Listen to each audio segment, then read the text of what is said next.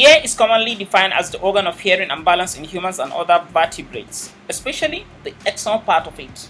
But the ear is beyond the obvious pair of lobes that we see. The outer ear, also known as ear canal, serves as entry point of sound waves for transmission to eardrum in the middle ear. The inner ear, which connects to the brain, contains the sensory organs for hearing and balance.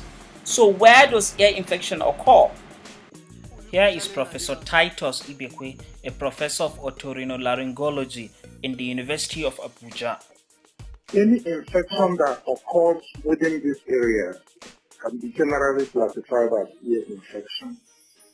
Alright? Within the outer, which means, yes, outer, middle, and inner ear infections can occur based on these anatomical descriptions I have given you. Alright, so we'll talk of the types of ear infection. So you classify it based on where it is located. If it is in the outer ear, we call it otitis externa. Otitis externa. Alright? If it is in the middle ear, it's called otitis media. If it is in the inner ear, it's called otitis interna. Alright? That is the classification. Then the types of ear infection. It could be due to bacteria in origin. It could also be due to fungal in origin. Alright? And it could also be due to viruses infection. Alright? If it is fungal, for instance, we have a specific name for it. We call it otomycosis. But the very common one is the one that is caused by bacteria, right? The one that is caused by bacteria is commonly associated with discharge. The discharge may be pus in nature. If it is viruses, the discharges are usually watery in nature. And the severity and the mode of presentation depends on the extent of the infection and the particular organ that is involved. If it is otitis externa, the one happening in the outer ear, is usually associated with very severe pain.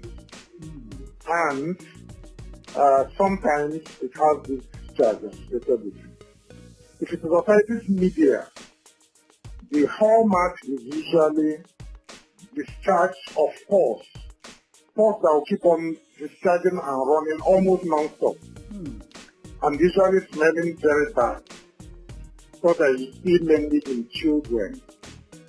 If it is the one that is happening in the inner ear, this may now affect the person's balance.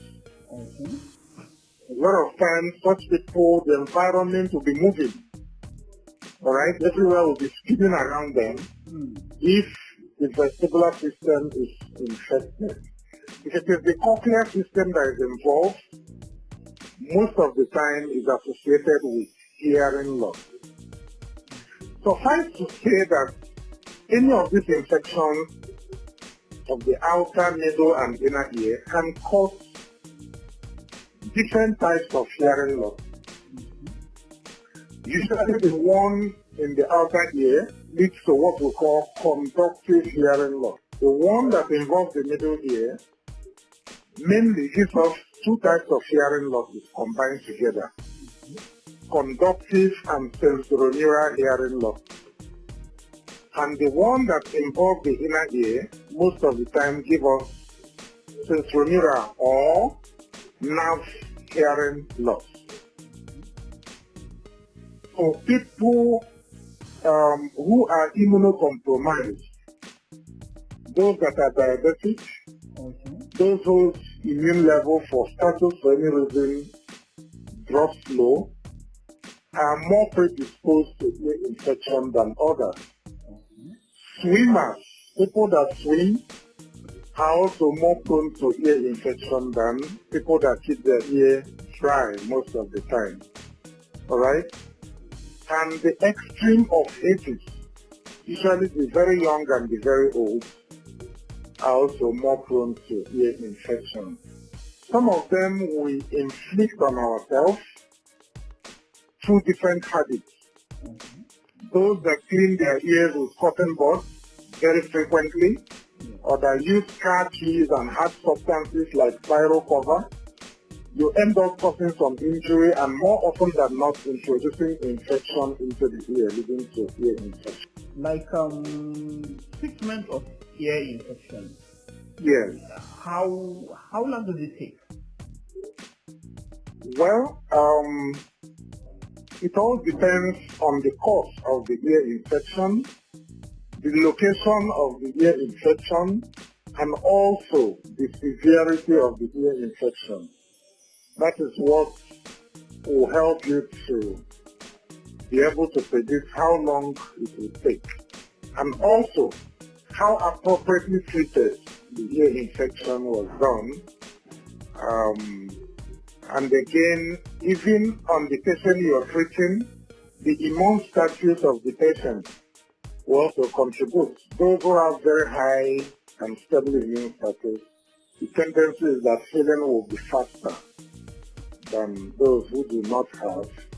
So, in a nutshell, one may not be able to specifically tell you that it is this number of days. But as I said, it depends on these multiple factors. But in children, the otitis externa, otitis media is well handled within 2 weeks.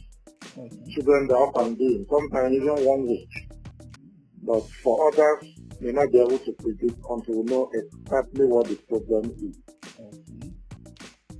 So after treatment, is Yeah. there a possibility of something like a relapse?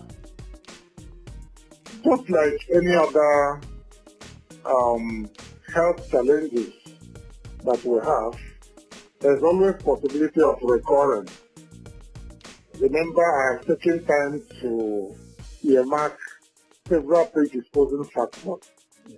So those that are related to maybe our habits, if we fail to change those habits and all those, yes, it can reoccur again.